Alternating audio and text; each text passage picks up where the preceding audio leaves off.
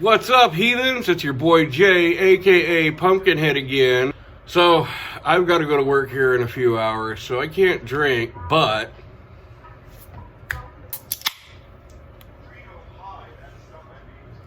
you know what's up. So I have my first battery installed in the box, hooked up, ready to go. This is the second battery I got. Now these are AGM batteries, guys. These aren't lithium. If you ever heard of the gel batteries or the red top batteries or the gel cell batteries, that's what these are. They're like the Optima batteries, just in a square form. So they're really good batteries. Each of these were purchased on Amazon. I think they were $180 a piece. You just need one of these. Let's say you're operating a CPAP, or you want to plug a little inverter into it, or you want to do some of that kind of stuff. This is the setup that I'm going with because that's what I want to do. You can see here, I got this plugged into the port, and these are the lights that I plan on putting around the pop-up canopy so we can, I don't know, maybe have a party. So, as you can see here, I have one battery inside the box already. The lead's going from my Noco Genius Gen 2. This is a 2-bank like I explained before, and it's 8 amps. That means there's 4 amps coming out of this and 4 amps coming out of that. And this is the power plug that goes to the wall. I have it currently plugged in right now.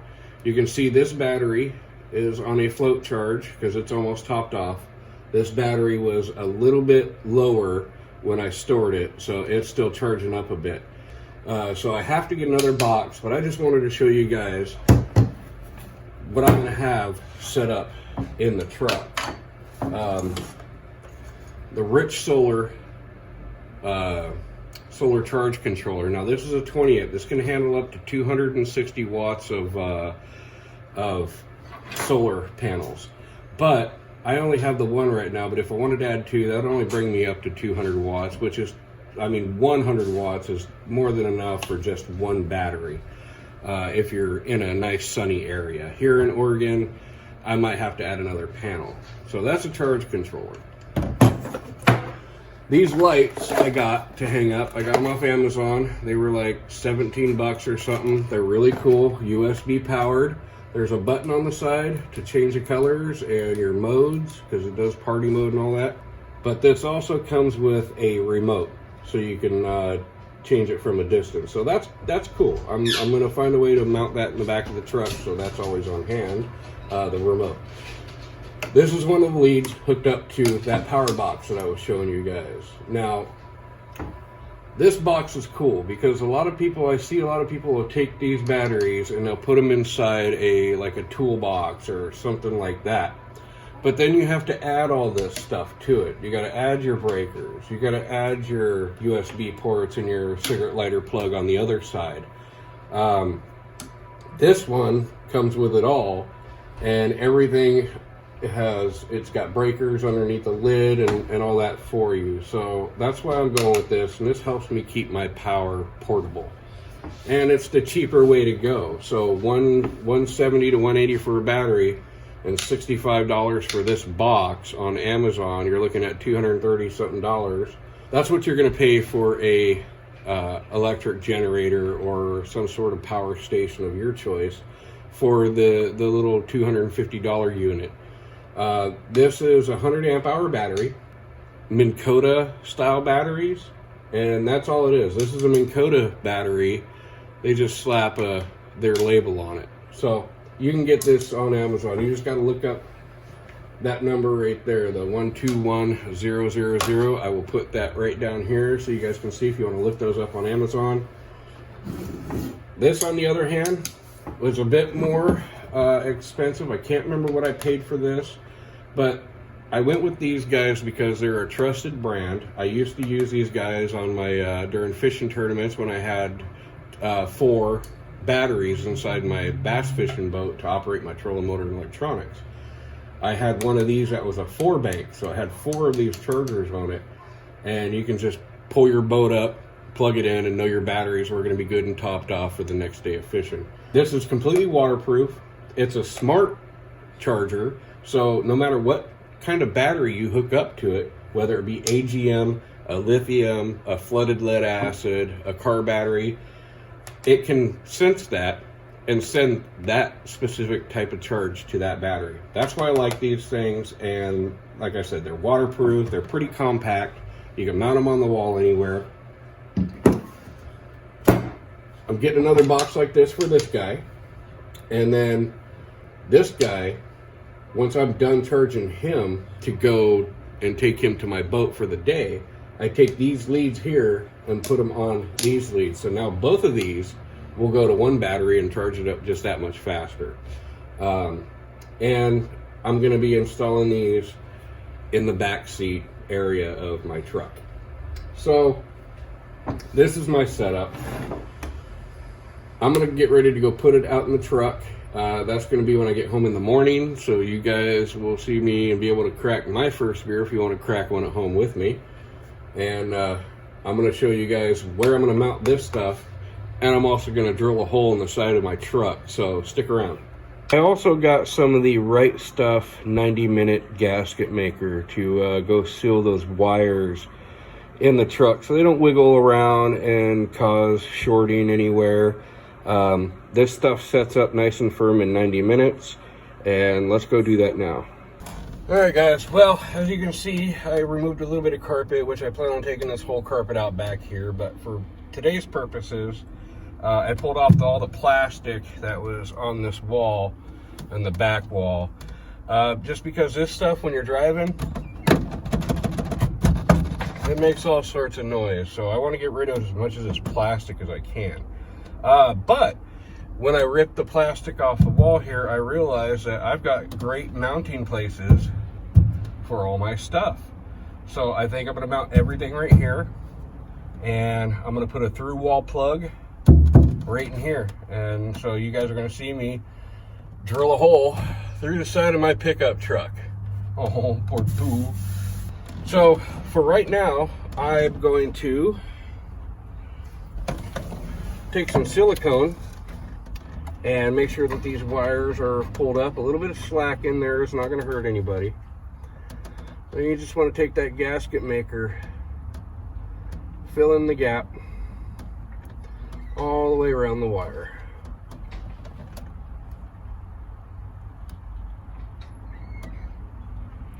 Just a big glob of it.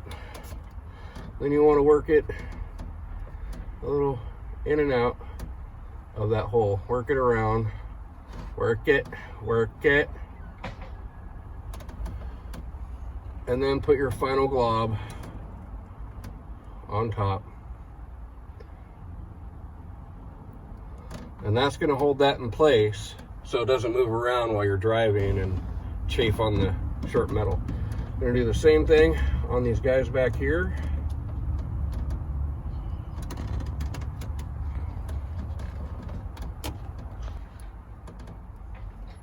I want to work them around a bit. Make sure you get on the... It's so hard for me to get my fat ass in here. I should climb in the back of this truck, but whatever. There you go. Work that around in there a bit, and this coats the inside of the hole so it won't rust up or anything like that.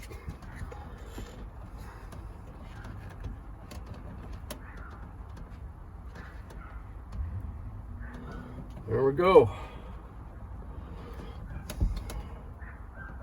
And we're going to let that sit, and we'll check it in about 90 minutes. So for you guys, it'll be more along the lines of right about now.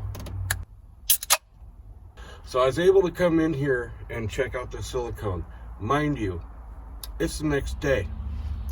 I just got off work, and it's not quite set. It only got to about, well, I did it in the evening, and it was only in the 60s yesterday. And when I come back in to check it now, the top part is set, but the innards on the inside of it,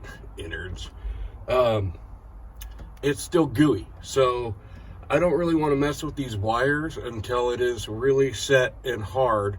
So we're not going to focus on this right now. I got something else to do. For all you subscribers who are joining me, thank you. For all you new subscribers, I hope you enjoy the videos. I hope you enjoy the little journey that I'm going on with my truck and the beautiful Oregon outdoors here. And the next video is most likely going to be a little bit of a camp that we go do up here close to home, about 20 minutes away.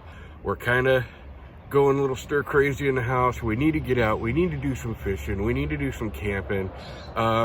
So we're just going to go ahead and head up in our little local national forest here for a night and show you guys beautiful, beautiful Oregon. But for right now, let's continue on with this video. Let's get back to it. Right now, I'm going to take that little crappy ass drill hole saw set and I'm going to attempt to drill a hole through the side of my truck. Yes, I said that right. Through the side of my truck. Anyway, I'm not really too worried about it because what I'm putting in there is just a through wall plug made by the same company that makes my battery charger. NOCO. Yeah, you got it right. You guys can find these little through wall plug sets on Amazon, and I don't carry links or any of that stuff. I don't want my channel to be a big commercial for you guys. That's not me. That's not who I'm about. I'm here to showcase beauty. I'm here to do some DIY stuff and show you guys how to save a little bit of money in the long run. And I'm here to enjoy our beautiful nature the way Mother intended it. So without further ado, let's go ahead and get back to this old girl. Okay guys, so this is what I was talking about. I got my screws in here. Oops, which just fell out in the grass. I'll have to search for those. But you got a male plug on one side, which goes to a female plug on the other side. So you need to drill a 2-inch hole for this guy, for this whole back end right here to fit through. And do you guys remember what I used last video? We're gonna try it again. All right guys, well, what I'm looking for here, if you guys can tell, I sprayed my whole truck with Rhino liner. Actually, I'm sorry, Raptor liner. I sprayed my whole truck with Raptor liner. And that's not a big deal because what I'm looking for is kind of a soft spot that pushes in pretty easily. Kind of like, I don't know if you guys can see that. It's just a little bit right there. I already put just a little bit of mark here because that's kind of where I was wanting to go anyway. If you guys remember, behind this wall is just an open space, and it's going to be a place where I could hide all the wiring for the other electrical that's going to be in here. All right guys, let's see if this old dog is going to be able to do it. I'm not too worried about this because if this doesn't work, I will go to Home Depot and pick up a real one. But I'm going to give this one a shot.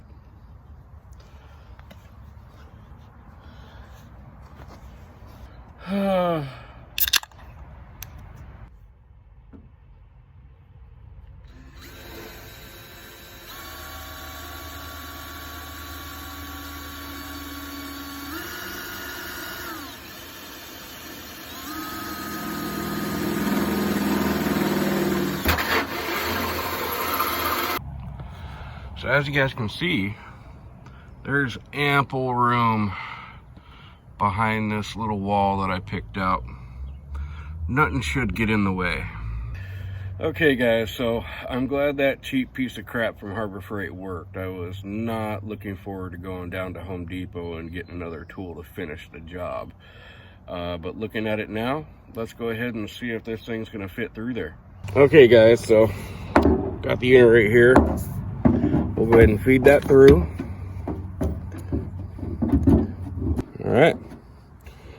So that's going to be the final product when it gets done. Now all I have to do is drill little pilot holes for the screws that go in there, and then I'm going to put some silicone on the back because I have a rough surface here, and I know this rubber seal is not going to do the job. So I'm going to put some black silicone on the back of this guy here as well before I get ready to screw it in there, and then we'll be rocking. Okay guys, I know a lot of you are pretty new to the using a drill bit world, so don't be afraid. I'm just going to tell you what to do if you need to use a drill bit to use a pilot hole to put your screws in. What you want to do is choose a screw, or I'm sorry, choose a drill bit that is smaller than the screw that you're going to put through there, just for your pilot hole. So I'm going to choose this little tiny guy right here.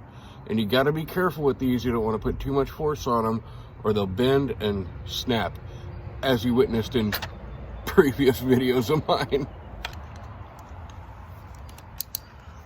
There we go. Give it a spin, make sure it's going straight and true. Looks pretty good to me. Okay, pardon the angle guys, but I'm trying to keep you out of the way while I do this and still show you at the same time. What you want to do is hold it up to about center, and like I've mentioned before, I'm no, you know, like perfectionist or anything like that, but you want to, the little rubber gasket back here has holes in it. You see that? It's got some holes right there. You want to line those up with the holes in the plastic cover here. Now you're lined up, push that guy back in, and now center it the best you can, maybe eyeball it, whatever you want to do. But you want to center these two holes across this way. Try to get those guys level so it looks decent. It doesn't have to be perfect. And then you hold it there.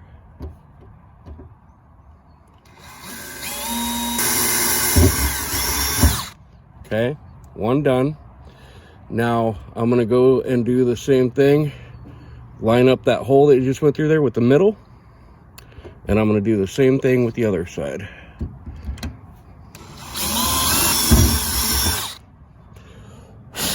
All right, we're going to do one more down below here for the third hole. Anytime you move this thing around, you're just going to have to look through the holes here that you drilled and make sure everything is lined right back up before you drill the next hole. You can put a screw in to hold it in place, which is the proper way to do it, but I'm not doing that.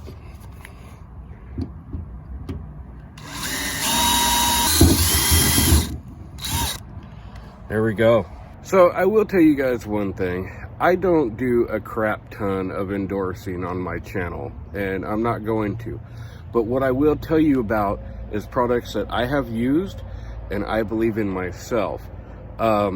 Basically, the silicone that I got, Right Stuff gasket maker. I've used this to put engines back together in the correct ways, of course, not just using it to be that guy. But I use this quite a bit, and it proves to be very, very good and durable, heat resistant, definitely waterproof, and any kind of hole that you put it around or something like that, it's gonna seal it up. It's gonna, you know, keep it from rusting out, and it's, you know, it's decent stuff. So this is what I'm using to put on the back of that guy down there, and just a thin layer. The only thing I need that for is to cover up the imperfections from my rough surface on my truck. So I'm gonna put a small layer on the back side of that gasket before I place this up against the wall here and screw it down. Speaking of screwing it down, use a screwdriver, a hand screwdriver, when you're going through thin metal, especially sheet metal. If you use a screw gun in this instance, you're a lot more likely to just bury the screw right through it and strip it out, and now you're stuck with a hole that doesn't work for you in the side of your vehicle. That's why you drill out pilot holes, and that's why you use a hand screwdriver when you're putting anything inside the side of your vehicle. Now, I'm no expert, but I know what I've done wrong in the past, and I'm not going to make those mistakes again. So let's get this guy up here and together. All right, y'all. Like I said, excuse the hell out of me, a thin layer, nothing big. And I will sacrifice one of my ungloved fingers just so I can spread just a thin layer around the back side of this, because I don't want a bunch of it gooping out the sides, for one. And like I said before, this is only to cover up the imperfections in my body, my liner here. And this will fill all those little gaps that may cause water to come in through the side. If you have regular paint on your vehicle, you don't really have to worry about that. But me, I go back into some pretty rugged bush area. It was a crap ton cheaper and a lot more durable than the $5,000 paint job that they were trying to sell me. Okay, so before you smash this down, make sure your holes are pretty much lined up with that gasket.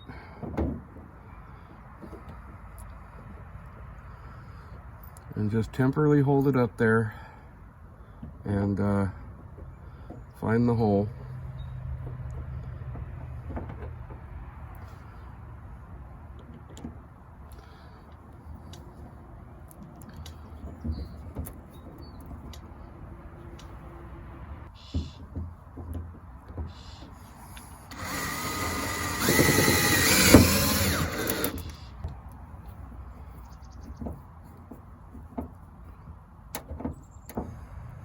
There we go. We are fully installed, guys. And the cord is just right there. Now we have a perfectly waterproof through wall house plug in my truck. All right, y'all. Let's talk about this for a moment. I'm getting too fat for this bullshit. Okay, guys, so we got my NoCo Genius and we have my solar charge controller. Now, I'm not going to be able to hook up any wiring or anything to this stuff yet, because I got to wait for all this stuff to kind of solidify and find its happy home before I start pulling on wires or anything to get things in place. I put the through wall plug through this side over here behind this. The reason I did that is because now this back channel right here, all this back area can hide all my wiring, and I could even put a little flip down access port to get to any wiring that I need. This, behind this piece of carpet here, is the actual back wall to the cab of my truck. I don't want to be putting a bunch of screws through that. So I'm not going to put this guy there at all. So what I'm probably going to do with this guy is probably mount him right there, so I can get the wires up under here and still keep them hidden behind that wall, just to give it that good clean look, right? This guy, for all the same intents and purposes, is probably going to go right about there. And all the wires can go down and out of the way. So I'm not going to mount these today. I think I got enough video on here just to throw you guys one out this week and show you the progress I'm making here. I'm going to think about this for a little bit longer, find out where I'm going to mount these guys, and find out which the best route would be for the wires. Now, like I said, this plastic piece right here, it's going bye-bye once I rip it out of here, which is going to be soon. I know I need this guy with me, and I know I need this hooked up to my solar. This wire here is for my alternator charging, the smart switch that I got. I can use that to charge my batteries for now if I need to. I don't need solar at the moment. And I can charge my batteries here at home. All right, so I'm gonna have to cut this video short. Starting to get late for me. I gotta get in there and get to bed. Got work tonight. I really gotta sit and ponder on this one, where I'm actually gonna put this stuff. And I have to wait for that silicone to dry solid anyway. But that's going to do it for today's video. But next video, if you guys want to stick around, I've got to appease a lot of my heathens out there and give them a beautiful Oregon camping video. So if you guys want to see some of the beautiful places in Oregon that we get to camp and for free, go ahead and stick around for the next video, because we're going up here into the Umpqua National Forest.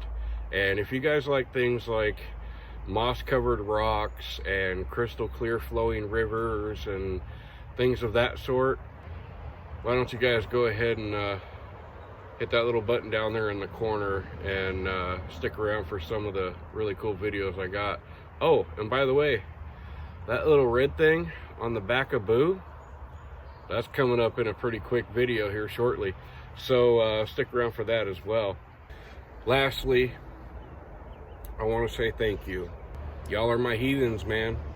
But until next time, guys, as always, if you go out and you camp, pack out what you pack in. Leave no trace. And let's keep these places open for our future, and that way they don't gate them off and keep us from being able to access these places that we love so much. I want you guys to do that for me. So, to you, cheers.